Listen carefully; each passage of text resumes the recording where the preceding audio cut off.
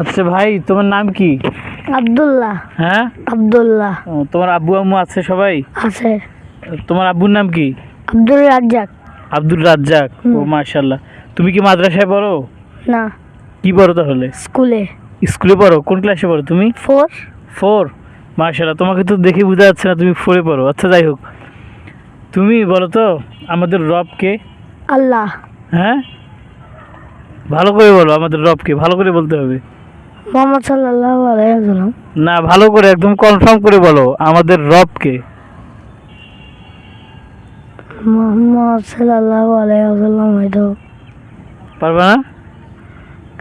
আমাদের রব অর্থাৎ আমাদের সৃষ্টিকর্তা হচ্ছে আল্লাহ তাআলা। কে? আল্লাহ তাআলা। আমাদের রব কে? আল্লাহ তাআলা। একটু জোরে বলো। আল্লাহ তাআলা। এবার বলো তো আমাদের নবীর নাম কি? আমাদের যে নবী রয়েছে সেই নবীর নাম কি?